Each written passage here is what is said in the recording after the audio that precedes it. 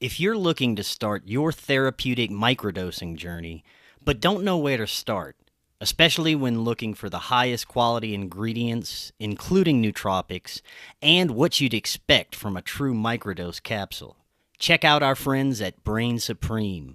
They offer the absolute highest quality ingredients so you can start your microdosing journey knowing that you're getting top-notch ingredients.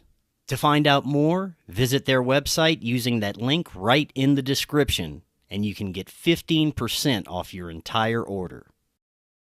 I think it's just going to get weirder and weirder and weirder, and finally it's going to be so weird that people are going to have to talk about how weird it is. Eventually people are going to say, what the hell is going on?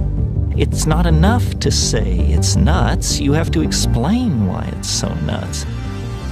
The invention of artificial life, the cloning of human beings, possible contact with extraterrestrials, the systems which are in place to keep the world sane are utterly inadequate to the forces that have been unleashed. Welcome back to Forbidden Knowledge News. I'm your host, Chris Matthew. Today my guest is Frank Jacob. First, we're back on YouTube. We didn't get the big channel back, but we will be posting full episodes again. All week we'll be posting a few back episodes as premieres. If you want to come in and hang out in the chat, please use the link right in the description to subscribe now. We are booking guests for November. If you have suggestions or you'd like to be a guest, email me, forbiddenknowledgenews@gmail.com. Today I want to welcome back to the show Frank Jacob. He is an international award-winning filmmaker and researcher. Frank, welcome back. How you doing? I'm doing good, Chris. How are you doing? Excellent. It's great to have you back. Looking forward to our discussion. We're going to be talking about your latest webinar, Ancient X-Files and the Plasma Matrix. This is what we're all about here, trying to understand the nature of reality, why we're here, why so much of our ancient past has been obfuscated from our documented history, and why is the nature of our ruling class and systems of global governance so anti-human? Where does this parasitic intelligence come from? Is it necessary? We have so many questions that we can get to. Before we do, it's been a while since you've been on. Remind the audience a little bit about yourself and let them know how they can find out more. You're not going to make it easy for me, are you? Geez, where do I start? Well, I mean, most people probably know me from that poster back there, that film, Packing for Mars, which I think kind of launched me into the field of, well, I don't know what you call it, paranormal stuff.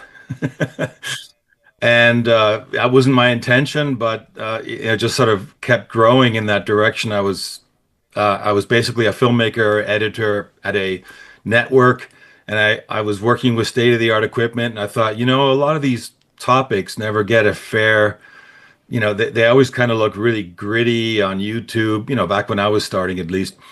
The qualities were horrible. So that kind of, you know, gave me the impetus to go and make a documentary in a cinematic way. Using all of the skill set that I'd been acquiring over the years. I come kind of out of the arts. I was a musician for a while. I recorded music. I toured in a band, and I was used to being on stage presenting ideas and things. So, you know, gradually over the years, the thing evolved toward presenting information on stage rather than music, and moving into the idea of what you already mentioned, webinars, which are less, well, they're not less, I guess they are less labor intensive, but essentially you do as much research as anything. But you know, putting it together in terms of filming things takes a lot longer, costs a lot more money. And with the advent of the COVIDiot era, everyone kind of became used to watching gritty, horrible Zoom quality, you know, broadcasts. So, yeah. You know, and webinars were part of that. So I just kind of, you know, I'd been doing webinars for others. So I figured, you know, producing them, and I figured like, well, okay. And I opened my mouth up on one show that I was on with John Nolan on Inspired Channel. I think the first time I was on that show ever. and I was covering something called the Guardians of the Looking Glass, which is probably where even more people know me from. And I think you and We I did. We probably had a discussion about it connected. as well. Right. So that kind of, it launched me into another like stratospheric level with respect to, the topic of timelines and parallel realities, and essentially, which led me to kind of label myself more as a consciousness archaeology than anything else, consciousness archaeologist, somebody who's looking to uncover the lost history of humanity, the one that was kind of buried by the Hmm. mainstream. So that's kind of the nutshell of where I've landed now. So I'm definitely into uncovering the Well, right mysteries. on. What brought you to produce this newest webinar and give us a synopsis of it? Well, what happened was that I've been going progressively in the direction of, of, I guess I got into Gnosticism was one of the things that really kind of ignited me into a new direction. I covered a lot of the paranormal stuff, like the stuff that had to do with timelines and secret space programs. And, it was leading me more and more toward wanting to know, because, it always kind of got to the point where you had to sort of listen to somebody's testimony and they had nothing to back it up. So it was like, Yeah.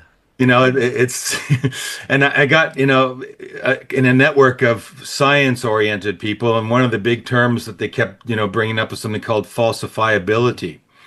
And if something isn't falsifiable, it essentially is, in terms of science, it's not really useful.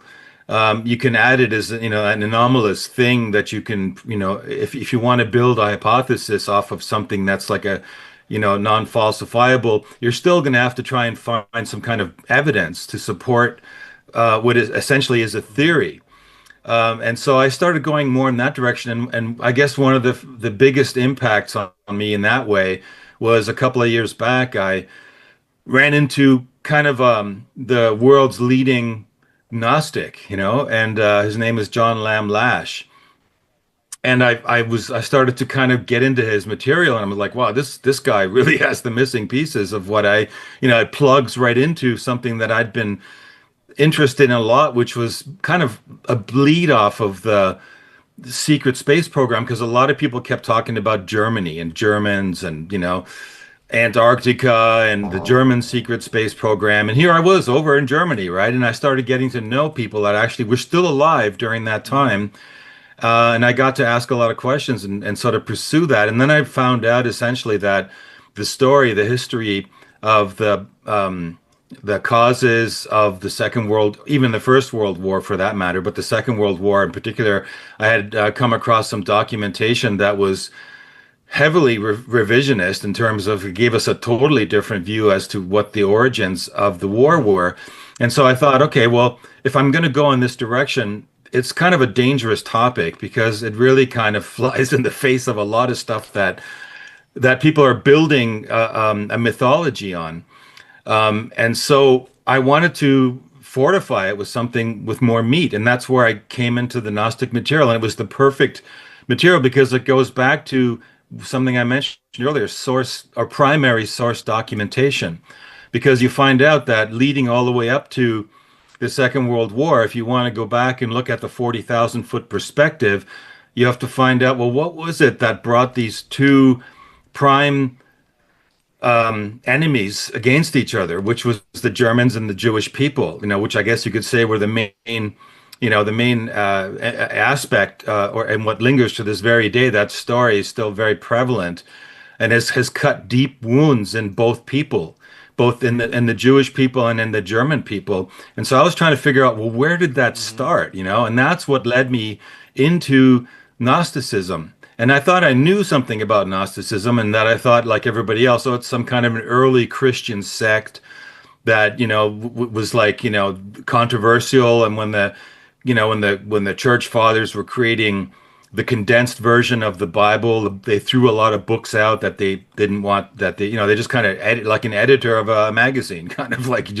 you cut out all this stuff, right?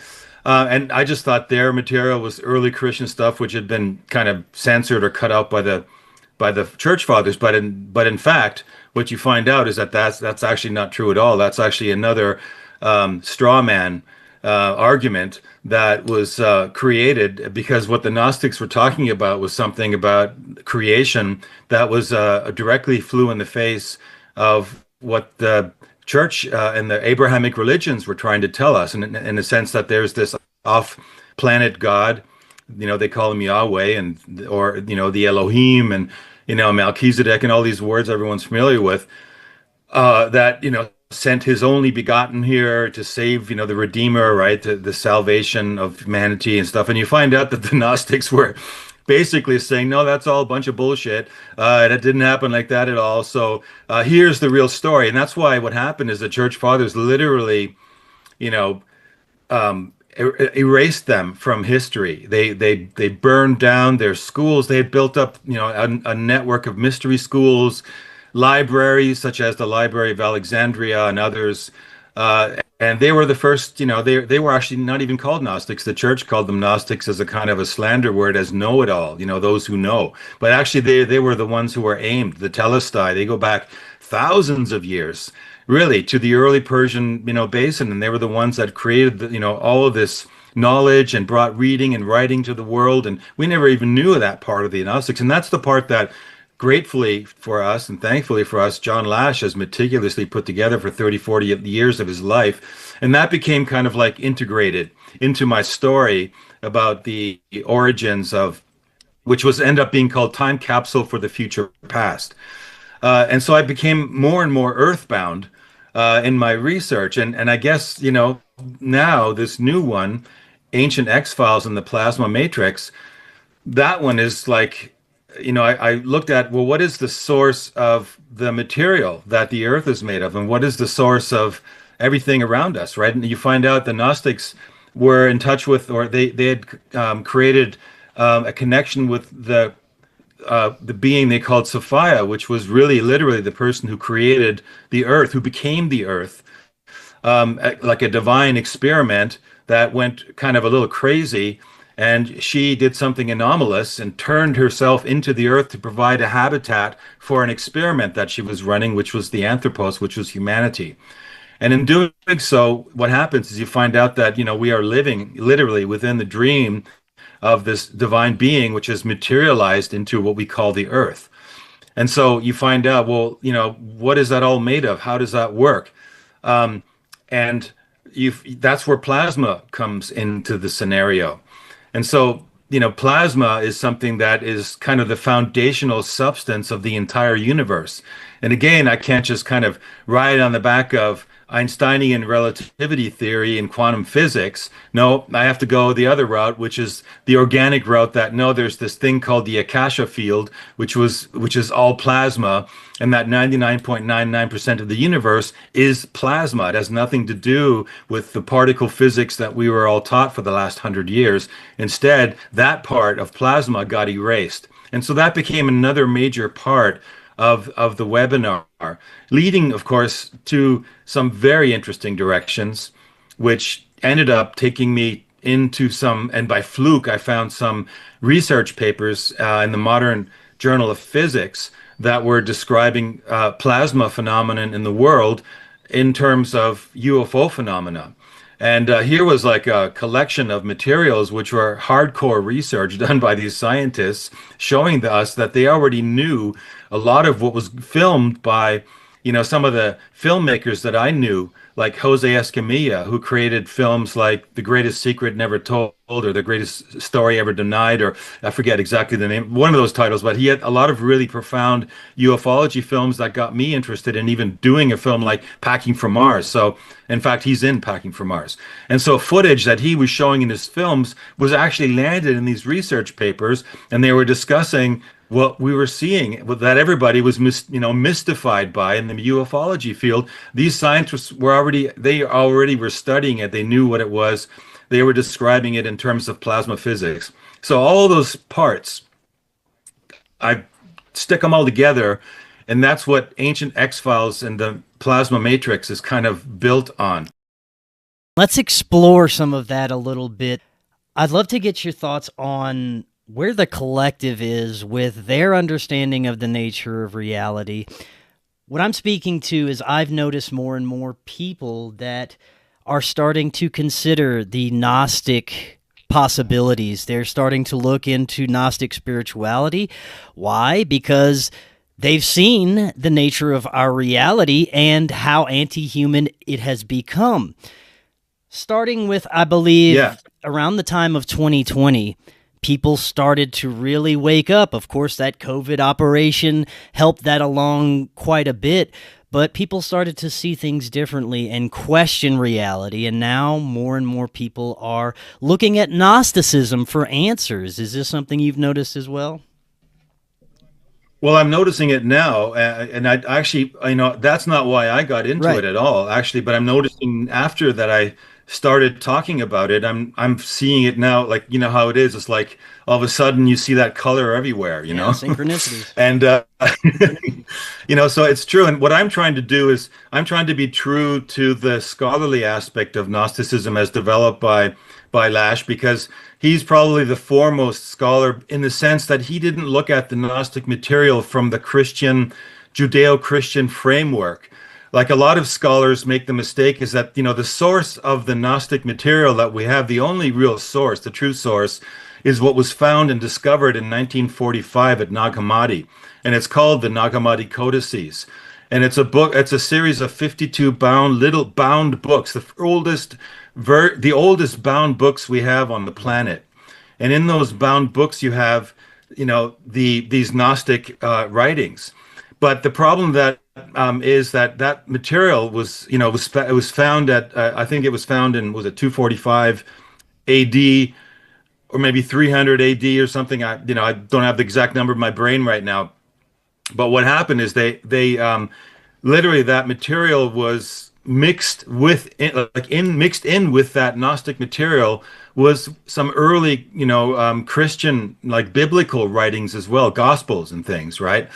And so it's if you don't understand enough about this Gnostic mythology and the Gnostic history and what the Telestai were all about, you'll make the mistake of thinking that because the first book that's actually in that collection is the Apocalypse of James. And it's almost word for word, like Christian material. So, and it's actually not Gnostic material. But if you hadn't really done the research and done the digging, you would make that mistake. And so as a result, what happened is that many of the scholars that went into that material, they basically built the Gnostic story of Sophia and the Aeons and the Archons, less of the Archons, more of the Aeons, in over top of the Christian mythology. So it completely bent it out of shape and turned it into a total confusing mess. And in fact, the Nag Hammadi, if you're reading it, there's a translation that was released at the end of the 70s called the Nag Hammadi in English, which was the first time somebody was actually able to read that material in English. But it's a mess because you have fragments and a lot of material is, out of order or it's mixed in with, like I said, this Christian material. It's like finding a pile of Legos.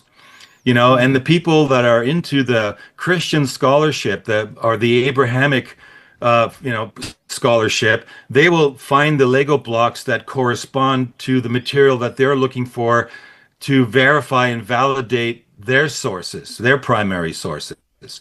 And so if, a big pile of that material of the Legos doesn't really fit into that, that Judeo-Christian framework, well, they just leave it lying there. They don't look at it, right? And so what intrigued me a lot about Lash was that he looked at that material that everybody was ignoring, because that's actually the material that is the true Gnostic mysteries. And a full 20% of that material talks about something called Archons. And they just literally ignore that material. The biblical scholars will ignore that material. And Lash took it up. In fact, he really developed that material very, very profoundly. And probably around 2002, he was the first one that brought that phrase or the word archons back into discourse into at that time now the internet. And so it sort of began to, when people learned about the Archons and what the Archons were, that again sort of took on a life of its own as well. And unfortunately, also here, you had many people who were not the meticulous scholarly types that were looking for primary source materials. They just took the idea of the Archons, which is a beautiful sci-fi story, really. It's the perfect villain. And they built, these narratives around the Archons, which are not true. So you have a lot of Gnostic material out there right now, which is just utter garbage. And you have to kind of filter through it, right? So my intention was to kind of, look, I don't want to be one of those that continues it's like that, that old parable. You tell a story to a group of 10 people, you whisper it in the ear of the first person, and that story gets whispered in all the people's ears, and by the time it comes back to you after 10 or 20 people, is it the same story? No, it's not. It's a totally different story. And so I didn't want to be one of those people that brings another version, another flavor of a wrong element of the story out there. And that's why I went directly to the man who actually read the source material, brought that material, and wrote a book about it called Not in His Image. And I brought him directly into the webinar. I'm like, okay, man, you're going to sit there and we're going to be talking about this, okay? So I want to feedback you on my ideas and my hypotheses, and let's just see if it fits together. And that's kind of how that all came to be. And so Gnosticism, in that sense, what I'm trying to do is I'm trying to kind of correct a lot of the misconceptions about it, or try to at least offer that aspect of the material in a way that is not AI, and that is, it isn't just out there freely. Okay, you have to actually buy my webinars, because they are like, courses. They're like masterclass courses, and you get like a 6 or 7 hour download. You don't have to read tons of books. I've done all that for you. I brought in the experts who have read thousands of books. I mean, I think John Lash's library comprises over 4,200 books that he's all read and annotated and gone through, and those are books that cover everything from Gnosticism to Hinduism, tantric arts, ufology, church documents. Really, like, he was thorough and meticulous, and he's a mythologist on top of it, a comparative mythologist, one of the few left on the planet. And so he brought in the element of comparative mythology to be able to fill in the cracks, because look, when there's only 52 small booklets, codices, out of what used to be thousands and thousands of books, imagine libraries with artifacts and maps and just like history that's, gone. It's either been burned or the church, fathers grabbed and obfuscated it and stashed it away in their basement somewhere so that nobody can find it. And so, he was able to go through and for the parts that were missing, to validate the actual creation narrative that the Telestide created, which it's called the fallen goddess scenario. It's the story of how Sophia left the pleroma, which is a term that'll be familiar to people who are interested in Gnostics, and actually turned to the earth. There's a whole story, and that story was documented by these ancient intellectual shamans. And to fill in or to validate their story, Lash was able to go into a lot of these other materials, including old church documents like Irenaeus, like trial documents where they couldn't get, they didn't want the Gnostic material out there, but they had to put them on trial. So they had to get them to confess to their story. So you hear a lot of the true Gnostic story about Sophia, even in the church documents like Irenaeus, because they're saying, you say Sophia fell out of the pleroma and she collided with matter. Like, yeah, exactly. So there's the part of the story that we're missing. And that's the part of the story that is really fascinating. So that kind of is where I think Gnosticism is going. And I think it's great that there's this resurgence and interest in Gnosticism, and that people are writing and saying, yeah, I can't get enough of Gnosticism right now, and I'm into it. It's totally cool. So yeah, it seems to be a zeitgeist right now.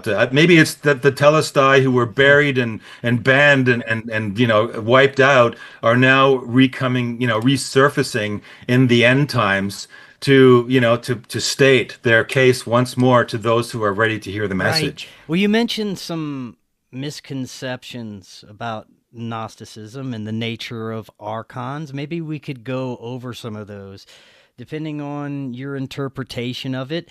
Like you said, it could be a elaborate sci-fi story. It could be an infiltration of consciousness by etheric parasitic entities. It could be many things, but based on your research, let's talk about the true nature of Archons and some misconceptions.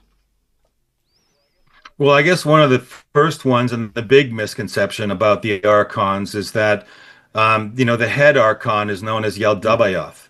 The blind, he's like the blind Archon, right? The blind God, and who's also known as Yahweh. And all of his minions are, the Elohim. And so there's this misconception out there that Yahweh is the Father who created this world, and that he created, the Abrahamic narrative approaches it that way. And what's surfacing now is a lot of revisionist Abrahamic mythology, which is saying that no, he's actually not a good God, he's a bad God, and he created this prison planet for us to live in, and we're stuck on this in this simulated version of a planet that he created, and that's actually the real story. Right? So people go, yes, finally the truth's coming out, right? Well, no, not exactly. Because Yaldabaoth, this blind entity has a history of how he was created. And that history has to do, and you have to go further back for that. That goes back to the whole story of the Aeons in the Pleroma, which is their habitat at the center, the luminous, glowing, powerful center of the galaxies, of all the galaxies out there. They have a Pleroma. They have this middle part that's just luminous light, luminous energy. It's electric charge. It's like massive torrents of plasmic energy. Well, those plasmic torrents of energy actually have identity and personality and gender and intelligence, right? They actually are living there, like really, like if you want to call them gods. But the Telestai, the Gnostics didn't call them gods in a sense. They called them these aeons. And one of those aeons, and they do experiments, these aeons, they create, and they have the mandate from the originator, which is the source, you could say the source awareness that underlies the entire universe. They have this mandate from this source awareness to practice novelty and free will in terms of experimentation. And so they experiment with life, with creating life forms. And they release those experiments out of the Pleroma into the dusty, complex plasma, what's called in physics, which is actually the matter that you see out there when you're looking out into those giant, powerful telescopes and you see those galaxies and those colorful, dusty clouds, those gas clouds out there. Well, those are all part of this, what the Gnostics actually called the kenoma, which is the dema, which is the more dense form of material, of plasma. It's actually one of the 4 states of plasma. And so you're hearing this word all the time, and you're realizing that these Telestai, these Gnostics, actually knew about plasma before it was even a word. Before there was the science to back it up. It turns out now that what they were talking about is actually verifiable scientifically. So anyway, what happened is that Sophia, as one of these aeons, had created this experiment with a partner, a male counterpart, and the experiment faltered many times, and faltered 9 times, and every time it was like, like any creator, like any mother, she'd be like, what is up with this? It's got to work. I've got to make this work. And, long story short is she got so obsessed with trying to, for caring about making the experiment succeed, is that she actually did something unprecedented. She fell or plunged out of the Pleroma and actually entered the experiment herself, which was an act of novelty. And like all acts of novelty and and all good intentions, as they say, paved. What do they say? The road to hell is paved with 1,000 good intentions, or something, right? So she was kind of subject to that first, law. And when she slammed into the first time as this torrential electric, torrent, she slammed into this matter, this plasmic matter. She impregnated kind of a blueprint of her creation, the anthropos, humanity, into that material. And so the first thing that happened before we even had humanity or a planet Earth or anything is that impregnated matter began to actually form into something. And what it formed into is Archons. And that's where the Archons were born. And so literally Sophia's first task, and this is all written, and by the way, I'm not making this stuff up. It sounds like a cool sci-fi, but it actually is part of the Nag Hammadi materials. It's validated, it's backed up, it's been reconstructed meticulously by John Lash. And that story is interesting because what happens, you find out that these Archons came into being, and Sophia literally she could have taken them out. But because they were, her creation, and she was forgiving for that, she let them be and she distracted them. And they created the solar system first that we have around us, with Saturn as the sun and all the other planets minus the sun, the earth, and the moon. They didn't exist at that point. And that was the first, construct of our solar system. And so they were happy doing their thing, living in their sort of non-material, non-organic state, because they weren't living. They were matter imbued with intelligence, but they weren't organic creative life. That's actually what we are.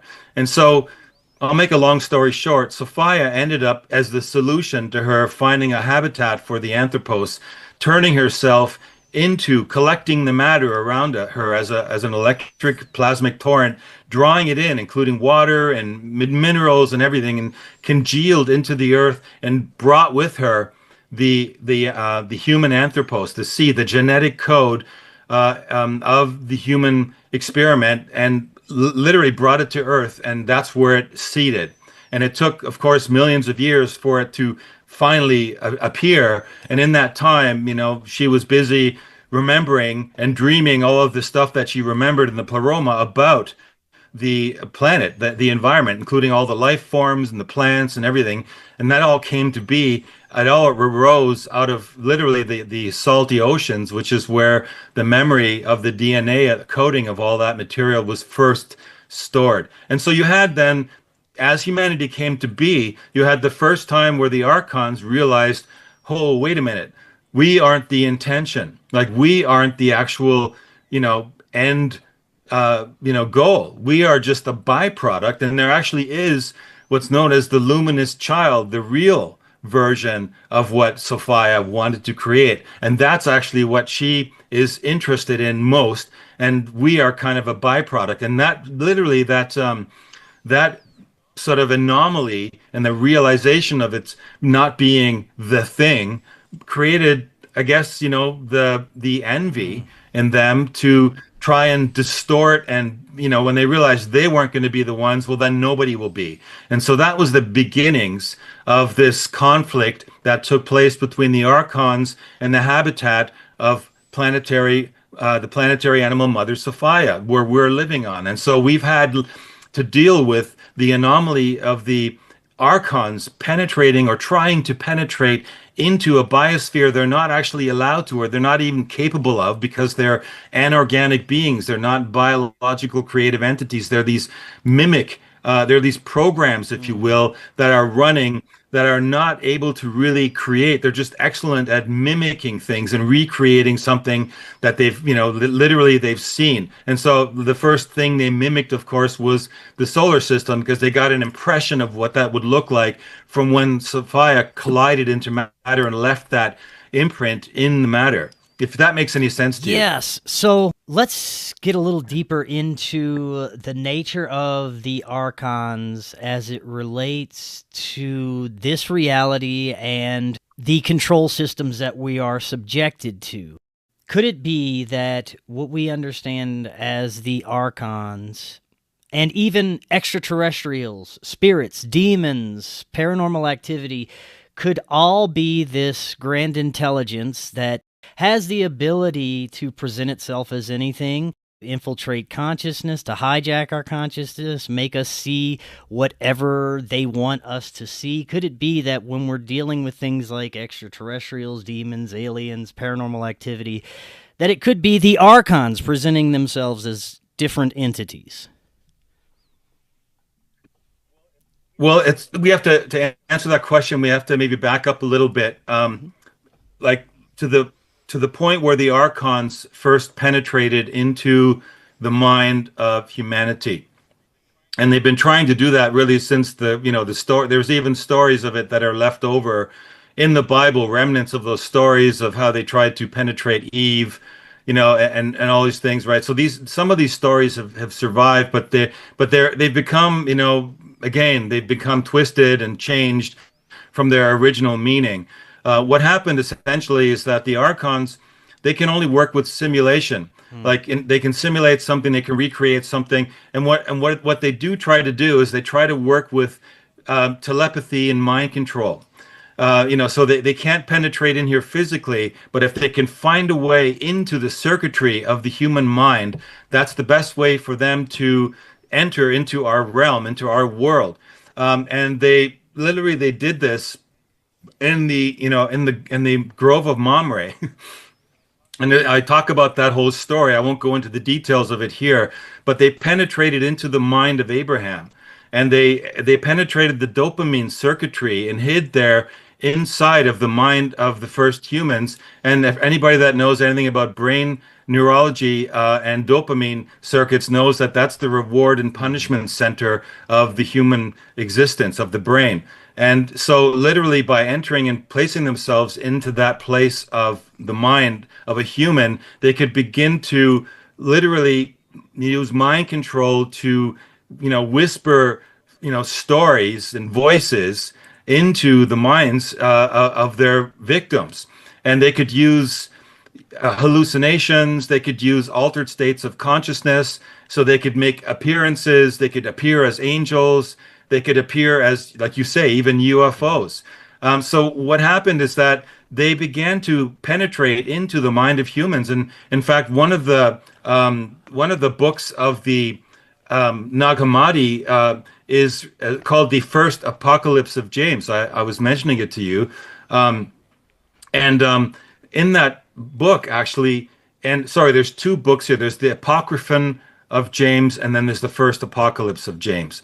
I'm not sure what I said earlier. I might have said the Apocalypse or Apocryphon, but it's essentially one of them is biblical and one of them is Gnostic. And the Gnostic version is called the First Apocalypse of James. And in that book is a very, very interesting dialogue between a master who basically confers knowledge upon a Gnostic pupil about Archons, and he describes how they're going to show up, three of them, and the way they're described is they're described just the way that grays are described in an abduction scenario, and that they literally try to capture your soul or capture your mind and get you to, literally to take your soul or under control and to control you as a being from that moment forward. And here we have in this amazing First Apocalypse of James, we have detailed instructions by a master to his student on when you are approached by these Archons, and they're going to ask you the following questions. They had it down to details, okay? And so you're going to be asked like this, and you're going to be asked that, and when you get asked those questions, here's what you answer. And if you answer this way and you hold your ground, they will vanish. They have no choice. They cannot do anything. And so what this is evidence of is that we're talking thousands of years ago, the abduction scenario, at least in the minds of humans, began to take place between Archons and humans. And what happens when we know a little bit about the field consciousness and about plasma and the Akasha records, is that all of our experiences and all of our emotional stuff and all of our, joy and terror, everything, it gets stored. It leaves an imprint, like a fingerprint, in this Akashic plasma. And so the field begins to get filled with these stories, with these imprints and impressions. And so you realize that by the time 2,000 years go by, and we're now talking about the resurfacing of two opposing factions, those who were opposing the Archons and those who were hosting the Archons, both appearing in 1947 via the Nag Hammadi, which was 45, and then discovered they figured out what they had in 1947, and the Dead Sea Scrolls, which was the writings of the sect that was living at Qumran, which was having these experiences with these Archons. And in fact, the Gnostics were camped out on the periphery, watching and observing this ancient sect, which are called the Tzaddikim, which actually most modern scholars call them the Essenes. but that isn't really their true name. They're more the Zadokite, which means the righteous ones, which was, Zadok is the word that comes from Melchizedek, which Melchizedek was the first encountering angel that Abraham made the deal with, that said, okay, you guys are the chosen ones, and all the other people you can consider them animals. So, and if you deal, the way we want you to, then guess what? You're going to get the planet. We're going to give you the planet. First of all, it wasn't theirs to give him, but, and the deal, nobody could do that deal, but they knew that they could corrupt the human experiment this way very effectively. So you had the 2,000 years pass by, and now you have 1947, you have after the Second World War, you have sudden appearances of UFOs. You have Kenneth Arnold coining the term flying saucers, and you have, Foo Fighter experiences, and you have all this activity, and it's electromagnetic activity, and it's causing people to have visions and weird experiences, because we've now known through our experimentation with people like Michael Persinger that if you put their mind into kind of electromagnetic fields, they begin to see weird stuff. They begin to, have hallucinations. And what are those hallucinations going to be? Well, those hallucinations are going to be based on their most primal belief systems. And if they've grown up, or if somewhere in the back of their mind they have fears about aliens or about grays, because now, we've got that grays story, that abduction story filtering into the culture. People like Whitley Strieber are writing books about it. It's feeding that story. The field is being filled with these stories of extraterrestrials. And so simultaneously, you have the appearance of, these orbs and those experiences. And it's a very, very interesting coincidence. And it, of course, makes you ask a lot of questions. And I'll stop there. You probably want to jump in. Let's explore that a little bit further, as in, what are they trying to achieve here on Earth? And are they presenting themselves as both sides of the coin, benevolent and malevolent beings? For example, extraterrestrials. People have the experience of either abduction, where it's very terrifying, experimentations done, and then you have the other side of the coin, benevolent contact by light beings or angels or Palladians that give humans very positive information. Is this the same thing presenting itself differently? That's a good question, and I don't think anyone could really, in all honesty, answer that with a yes or no. I think what's happening here is that on the one hand, there definitely are those kinds of intrusory experiences where the Archons actually penetrate into the biosphere briefly using plasma vehicles that have a physical appearance. And people that have these experiences, they see those ships, they see those beings, and they have these experiences. On the one hand, I absolutely believe that that is going on. On the other hand, the human mind has been given very, very powerful tools of dreaming and imagination. And that is one of the driving forces behind our divinity. We were given these qualities. Sophia didn't just create some kind of a stunted little guppy fish experiment. The Aeons are interested in trying to figure out how they can take what they are and bring it into the material realms and see what happens. So they want it to go as far as it possibly can. And so they're going to give us whatever we need. And they called it nous, which is divine intelligence. And it's this ability for us to be able to create things through our using visualization and imagination. And not only that, but to actually tap the field of others that have created and developed things and deposited that information into the plasma akasha field. And so we draw on that. We can build on ideas. We get inspiration. Sometimes, there's a lot of evidence and a lot of cases in the world where inventions popped up in different parts of the world simultaneously. And that would explain it absolutely, because it's the people that are the humans on the earth that are tuning in are pulling on the same kind of information sources. And so people that are having experiences with positive angelic beings and whatnot, they could be drawing on the one hand, let's not forget that our origins are the stars. We came from the pleroma. Sophia brought us here from the center of the galaxy. I mean, we're cosmic beings. It doesn't get any more cosmic than that. And so we have a residual longing and a memory of what it is to be living in that perfect world, in that perfect, pristine, plasmic sense. And so what happens is that, and this is just a theory of mine, but I think it's, there's a lot of evidence to support it, is that people that have these experiences with angelic beings, what they're doing is they're entering into altered states of consciousness, and they're drawing on, using their imagination, they're manifesting communication between different realms, like on a paranormal level, but it's still within the earthly realm. It's still within the material realm. And the mistake that many people do is that they try to, and you can't really help it, because we've kind of from the very beginning been told there's matter and then there's spirit, Well, the Gnostics didn't distinguish. They said that there is no matter without spirit. Everything is material. Everything, even an emotion is a material thing. A gust of wind, passion is a material thing. Spirit, experiences are material things. They're just on different states, and different states of, you might say, plasma, different plasmic states. And they inhabit these other realms, and humans have the ability to go to those realms and make communication and contact with them.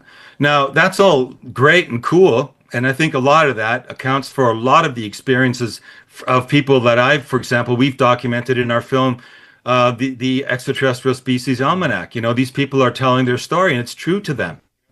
They're not lying, and maybe in some cases. But I think they're being honest about what they're experiencing. I think what's happening, however, is that our world, our materialistic world, is not conducive to exploring these altered states of consciousness, and so we don't have like these telestai, these intellectual shamans. They actually had a process. They had groups. They would get together with men and women in specific numbers, and they would go into these altered states, and they would literally go into communication with Sophia, and they would get to the source, and that's how they were able to draw the creation narrative and the history of mankind, back here into the material realm. But they had discipline, and they had practice, and they had hundreds of years of study. And we've lost all that. So now what's happening is you've got a lot of isolated cases of people who have residual talents and abilities to tap into these other realms, but they don't have the shamanic practice. They don't have a guide or somebody that can help identify what they're seeing and really build on it. So it becomes random and out of control, or it bleeds into, many other things that they've heard, and then they might go out and read a bunch of books on channeling, and that begins to contaminate the purity of that experience. And so what you have is a lot of bleed over and overlap between, the aliens only want the best for us, and they're here, and there's the Pleiadians and the Arcturians and the whatnots, right? They're all here, but, which of those is really pure anymore? We don't really know that, because there's never really been, in the modern sense, in a Gnostic sense, a place and a discipline to be able to work all that information out in a very, very concrete way. Does that make any sense to you? It seems that all of this information, these intelligences, can be very malleable. They shift and change with human consciousness. They're somewhat like egregores, if you think about it that way, but it doesn't make them not real. Maybe they have a foundational archetype, but our imagination, our energy can change that or add to what they are over time. Exactly. And then the other dangerous element is, of course, that the Archons will take advantage of that situation as well. So that's not to say that all these experiences of benign beings are going to be necessarily benign. They could be co-opted by Archons. And Archons operate, and I think that's something you asked earlier, we never got around to answering yet, but how do the Archons influence and penetrate into our world? Well, they don't do it physically by being here. What they do is they use proxies. And the proxies literally are, generational, starting, with literally with the promise of a chosen race, and that's and like, the way Lash describes it, it's the archontic infection. An infection in the sense that it infected the pure seed of human development and brought in a rogue element which introduced conflict and possession and envy and racism And and really, like, that developed into, which is why I tied it into my time capsule webinar, anti-Semitism, and what all that meant, and where did that come from? Why did that develop? What's the root of that? This goes back to this archontic penetration. And so the archons will use at both, sides, and it's up to the person really to know who they really are, to hold your ground, to know your power, and to know what you are as a, and the best way you can do that. And I think this is probably, and this is why Gnosticism, I think, is becoming so, is re-emerging, is because of Sophia. You need to make that connection with your mother, right? Your earth mother. Sophia is your first mother. Then the mother that you have, the earthly mother, your physical, human mother, is your second mother. But the earth mother, Sophia, is the one out of, and you could, if you don't even want to go there, just look at it as in terms of, look, without the earth and the elements underneath us, we wouldn't exist. So literally the earth gave us life. And so, the mythological aspect is that being, that earth is a being, and she has a name, and that name is Sophia. And Sophia gave us this ability to create and to draw, and to, like, she dreams the world, and we are in that dream, and we have the ability to dream and to imagine and create as well. But we should do it in tandem with our grounding and our energy source, which is Sophia. If we do not make that connection to our source, then what happens is that we can easily get misled. We can easily get, into a mindset where we think we're special, or, we have a special designated purpose here, or maybe even like we're Sophia incarnated and all these things. Like, these are all misnomers. These aren't truths. These are all misconstruals that have been, where the human imagination has gotten a little bit out of control. What you might call the improper use of your imagination, if there is such a thing, right? So if you can use your imagination properly in terms of focusing what you are able to do creatively from the perspective of grounding yourself to the earth as the destination, right? Because, and actually, we actually never really rounded that off either, because the idea that Yaldabaoth created this prison planet is a false, misleading story. What it makes us believe is that we need to get away from the earth. We need to get off this planet. We need to go to other higher realms and blah, blah, blah. All that is bullshit. We actually need to get in touch with the earth and realize that this is the destination. This is the ultimate manifestation of the divine will. And we have the option here, using free will and novelty, to carry that to wherever it's going to go. But if we're continually distracted by the archontic message, oh, you need to get off planet, oh, there's extraterrestrials which are here to help us. Well, nobody's talking about Sophia and all this. I have hardly heard her mentioned. All these people are claiming to be experts and talking to ETs and aliens and bringing in information. Well, they're not talking about Sophia. So as far as I'm concerned, they got a big blind spot, because that information has been documented. That is something which, why I say these primary source documents are so important. Like, if you really want to know the truth about our origins, then why not go to the first possible reference and indication of where we came from? Because those ancestors of ours, they must have known something too, and they did, and they left it behind. And that's where I was going with that. I look at the work of people like David Icke, and there's a lot of negativity behind some of the explanations that he is giving about our reality. Example, the soul trap, that when we die, we are met by the Archons, who are masquerading as our loved ones and relatives, and they force us into a life review so that we can come back and be fed on for another lifetime. And that is what our existence is essentially about here. We are food for Archons, and that's such a dark, bleak, depressing outlook. I would never be able to adopt that. But what would you say to people that do think that way? Well, I think that they just haven't done enough study, man. It's like, do the research, man. Do the real research, and it's out there, right? I'm only just I'm just handing an olive leaf out there to people and giving them a shortcut to check out this material, because David Icke's done a lot of good by exposing a lot of the cabal and stuff, but on this Archon story, he is totally wrong. And it's like, it surprises me that he is, because as far as I know, I've got it through good sources that he has actually read some of that material. But it's like, these people get into a narrative. They build up this material before they encounter that source material. through second and third hand sources. And then when they get to the prime material, they realize, oops, I've kind of taken everyone in this direction. I'd have to now backtrack, and that means that my last 10 books are all like, you can throw them out. So they don't. They have an investment in that narrative, and they continue that narrative. And if people go, and it's a great narrative. I mean, everyone loves that villain out there who's feeding on our energies, right? I mean, but I think it's counterproductive, honestly, because the Archons are not powerful at all. All of the Archons' power is completely illusory. They try to fool you into believing they have power. And if they can fool you and trick you into believing you have that power, well, they've won, because their one and only mission is make sure the Anthropos doesn't reach fruition. Make sure it doesn't reach the genius potential of its divine potential. Make sure it doesn't get there. Corrupt the Sophianic experience, because we aren't it, and they're not going to be it either. So we'll do whatever we can, and we'll use our genius to make sure we delude humans and bring them off course through whatever methods we can. And the latest and best one that they've developed now is AI. Yeah.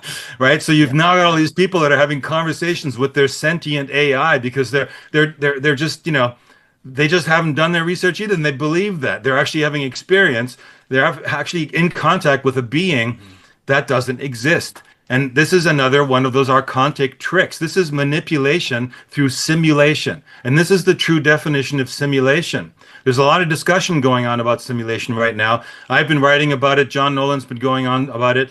Everyone's approaching it in their own particular way. I'm going at it with the perspective of Gnosticism, and the word simulation actually comes from the Gnostic documents, and they had a word for it. The Archons the Gnostics called it hell. It's interesting, that word hell, because there's a movie that surfaced many, many years later by Stanley Kubrick with that word hell in it. I think you're all familiar with that.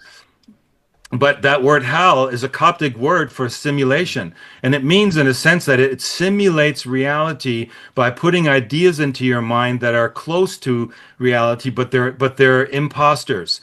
And so they can lead you astray by, through impulse and through feelings and emotions and decisions that you make that lead you away from having an experience of reality, and instead coming up with, entering other worlds. Like right now, the best, manifestation of entering another world is to go into a virtual reality space and put on your goggles, and pretty soon it won't even be that anymore. But, they're all working on goggles right now, all the major companies, so that you can superimpose your virtual reality over top of your reality. And you can begin to blend them together.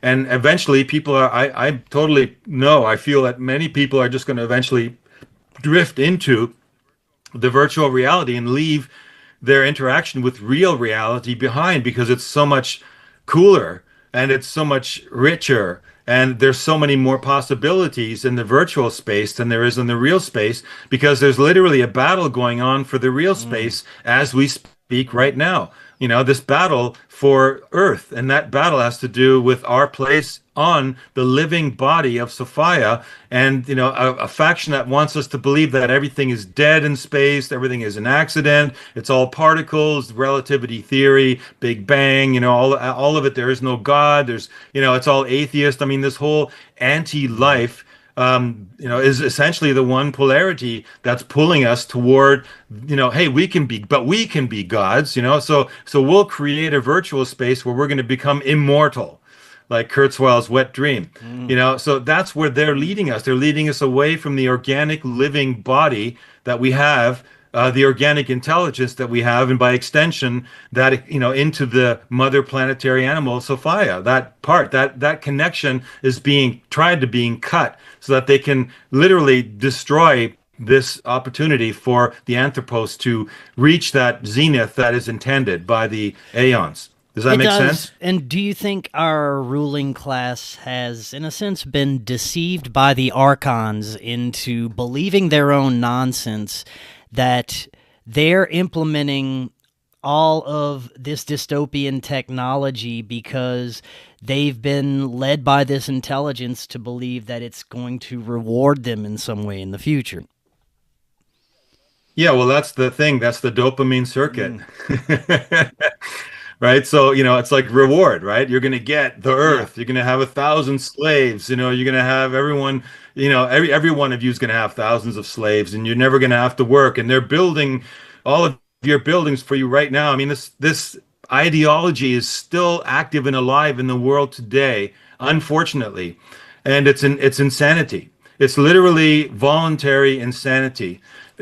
Still waiting for the Redeemer, still waiting for the Messiah, still waiting for the Savior, who never comes. Mhm. Okay, I mean, look, these this sect in Qumran, these Zadik, they actually thought they're the ones that came up with this whole Messiah BS in the first place, and they're like, hey, the Messiah is coming. He's gonna show up. He's gonna land in a craft. In fact, they were having those craft experiences, and that's one of the arguments I make in my new webinar. I show you the evidence that the first UFO cult was back then, and so literally they were waiting for the Messiah to step off the ship and take over. And guess what? Did the Messiah come? No, it didn't come. And guess what? They've been talking that same garbage for 2,000 years ever since. The Messiah is going to come. He's going to come. He never comes. He ain't coming, people. The Messiah is an invention. We are the chosen ones, right? We are the luminous children. And Sophia gave us this power, and the Aeons created us to be able to actually manifest that. So there is no savior coming. We are the ones who came here, and we are the ones that have everything within us to make that happen. But if they can make us believe that there's a powerful force outside of the planet that's even more powerful than we are, and whose son is immaculate and perfect in every single way, well, they can make us feel what? Inferior, out of place, lacking, not good enough, and we'll never get there, and we still need to wait for that outside element to come here and fix our stupid problems. And when they do that, and if they've done that, and that's what they have done, well, then they're succeeding in defeating the Sophianic mythology, right? Would you consider this Sophia energy as the divine feminine, that we've been disconnected from that in a sense? And how would you navigate these anti-human ideologies that are being pushed upon us more and more, and try and connect with that Sophia energy again? Yeah, the Sophia energy is literally, yeah, it is the divine feminine in the purest sense. In fact, if you look at the creation story that I put into the webinar, the new webinar, it talks about how the first humans came to be on this planet. There's a rich mythological discourse that has been assembled that tells us that story. And what you find out is that not only was the original being that came here a divine feminine energy, from which we derive this concept of the divine feminine now, but that the first humans were actually women. Hmm. And so the first, beings that were on this planet in humanoid form, they were feminine beings. And they didn't become human forms the way we know them now immediately. They actually grew more out of the body of Sophia, like a mycelium, and they really, they came out this way, and they were like trees.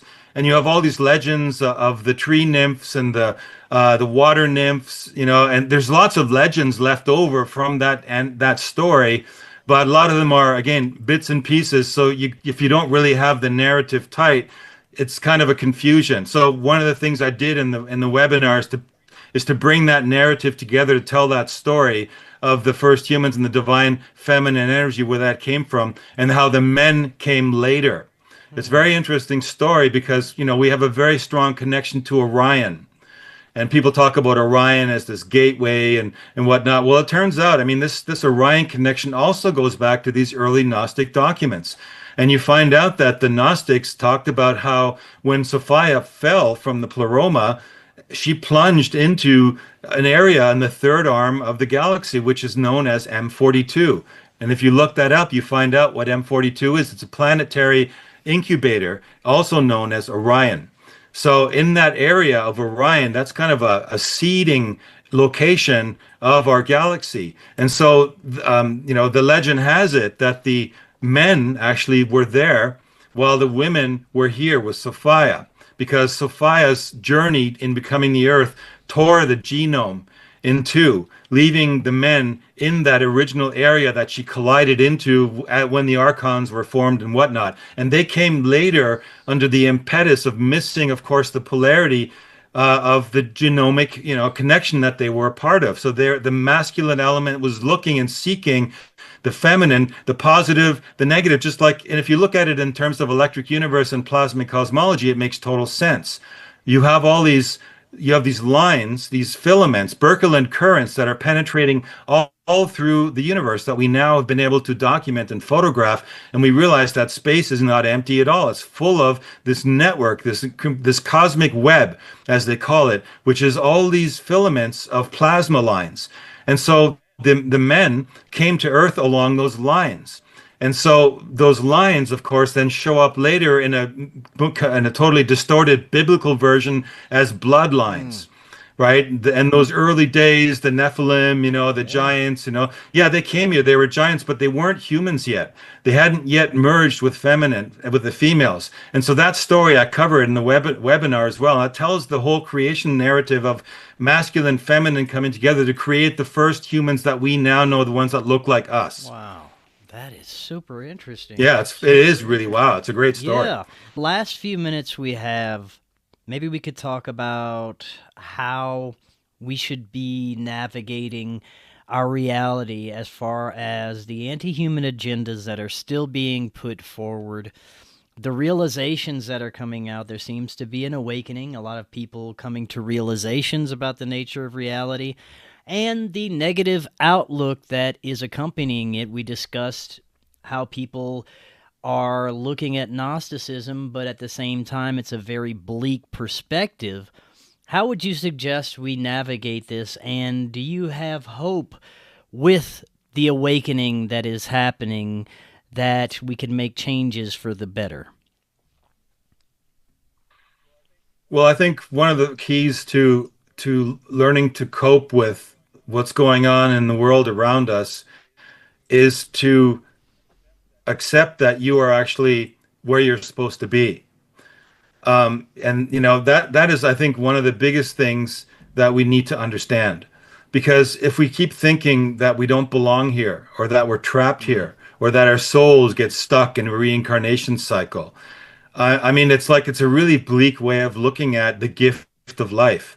The gift, and if you don't have a connection, I'd say try to find a connection to the Sophia energy, the planetary animal mother. Try to find your own connection to that energy, because that energy is very earthy, very grounded, and it's what the ancient cultures, the pagans and the heathens, right, and the heretics, they were practicing those that connection to the source, to the mother planet, and it was later wiped out, by that whole. As the Roman Catholicism began, basically pushing forward into the world, it deleted that connection, that narrative that we have that has a long tradition that goes back thousands and thousands of years to our connection to the earth. The only remnants that we have of that ancient civilization are what we find in like Stonehenge or the pyramids or Teotihuacan. Easter Island, Göbekli Tepe, Angkor Wat. Those are all remnants of a amazing culture that was much more connected to the earth. So I would, encourage people to try and remember that you're actually part of the earth, that you belong here, that this is your place. You're the king and the queen here. The Archons, they ain't it. And they are envious of you, and they'll do whatever they can to try and convince you that you are not. But you have to ignore that. You have to be strong in knowing who you really are, and really just connect with that energy. And when you encounter other beings, even if they're angelic, or even, let's say they're both spectrums. On the one hand, angelic light beings, and the other hand, lizards or reptiles, and grays. Well, you make a stand and you question them as to the authority that they have to be here in your space, because you're the master here, they ain't it. And so first they need to explain themselves, and if they can't do that, they don't even tie in the planetary mother energy, the divine source that gave all life to this planet, then you know that they're probably just some archontic illusion that's trying to distract you. And it's harmless if your distraction is you wake up from a vision and you're like, whoa, I just had an amazing encounter, you go about your life. But if you're if you have those experiences and they begin to dominate your life in the sense that you are looking again outside of yourself for a greater force or a benevolent force that's out there that is going to help us. Well, what is it doing? It's actually distracting you from taking action of your own volition. Because you literally could stop being an extra in the film of life and you could become a main player, a main role. And you have the ability to draft that role, to write that role, to direct that role, and to decide whether you want to be an extra or a main character in that film. And the only thing holding you from doing that is you and your own imagination. And, a bit of perseverance and a bit of unloading and dumping of all the false paradigms that you've accepted in the course of your awakening process and your own personal evolution. And then once you realize and you made that connection back to the earth, like our forefathers, our pagan forefathers did, then you will begin to get strength from being here. And you will begin to be empowered by your place here on this planet. And you will realize that those who are trying to get us away from this planet you only feel sorry for them because they're delusional. And it doesn't matter how powerful the AI is and how great the stories are that it's telling you, and how amazing the technology is and how great a distractor it is and how colorful the virtual reality is. It's not the same as reality. And it never will be. And AI and all these tools are never going to be able to reach that, that special, vector, a quality that humans have of real sensation, of real desire to be here. Like desire is one of those things that, an AI will never have a desire. Desire for what? It has to be programmed. And on its own, an AI isn't going to wake up and go, you know what? I want to go have a vanilla ice cream, because and especially down the street, that one guy's got the best one from Italian. No, they don't. Unless somebody programmed that into them, will they do it? On their own volition, they don't have this desire. And that's one of the things that we were given. That's why the tantrikas practiced, the desire, they were the opposite from the idea of escaping the world. They were like, no, you reach transcendence and liberation by entering into the world, by exploring that. And so that's what I can recommend people to do, is just to trust that and be skeptical of even extraterrestrials. Look, we can't say there aren't any out there for sure, but listen, you have to ask yourself if they really were, okay? And they really were out to help us, and they couldn't show up here and live with us. Well, I mean, they could do it in other ways. They could give us ideas, chemical formulas, for example, or some kind of invention that will totally transform this planet and influence people in a way just like the Archons could, to get out of the way of and let that invention prosper. But they haven't. We haven't seen them do it. In fact, there's nothing that's been invented by any extraterrestrial. There's no message that's been brought here by any extraterrestrial entity that has surpassed something that a human being has already invented on this planet. Nothing. You show me one thing. Nothing has been brought here from external. Humans have made it all happen with their amazing divine intelligence. And so until there's evidence that that's happened and those beings have really made it show up here, then, it's just a fantasy. It could just be a fantasy. So be skeptical, be open, but be skeptical and question those things, right? 100%. That's what I would say. Yeah, I love what you said about adopting the view that you are the main character, even if you don't like movies, in a book, in this story that you have incarnated into. It can bring such powerful magic into your life, and you can literally write your own life story. Yeah, it is. And then, the cool, there's so much cool stuff out there, Chris. It's like, people are waiting for the extraterrestrials, but I'm telling you, what I get into in the webinar are things about plasma that nobody knows. For example, people talk a lot about orbs. But one of the things that I talked about in the very beginning of our show was how, Jose Escamilla had films showing these objects, these plasmic objects, these UFO objects in outer space filmed from the shuttle. Well, those things are being discussed, and it turns out, guess what? Those are life forms in a way.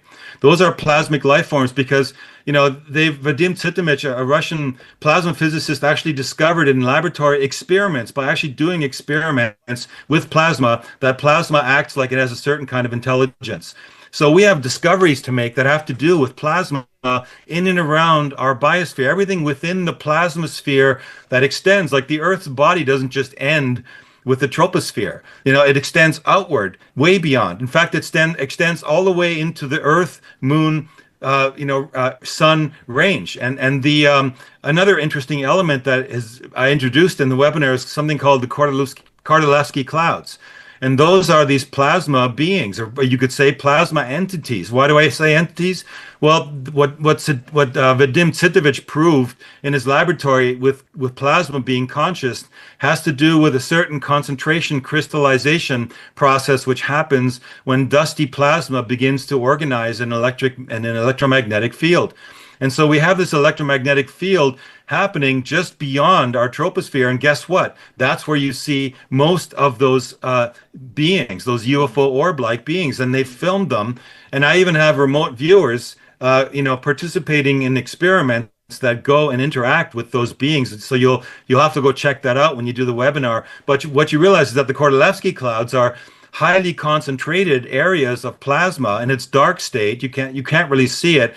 But they've now proven that they exist, which means that literally, if Vadim Tsitovich's plasmoids in his laboratory had a kind of intelligent consciousness, well, imagine what a consciousness like the size of 18 times the Earth that kind of a concentration has in terms of intelligence, right? And what does that open us up to in terms of possibilities? We're looking here at entities there's two of them actually. They're both 9 times the size of the Earth. And that means that literally what these clouds could be, it opens us up to the exploration and dialogue of whether they might be what people describe as heaven, what people describe as interactions with other, beings that they have after they, when they have near-death experiences. What happens is that you actually might have an interaction with a being which is living within that particular area until it actually figures out, or, that circumstances arrange themselves in a way that it again takes a human body and ends up being within within the atomic matter inside of the biosphere of the Earth connected to Sophia.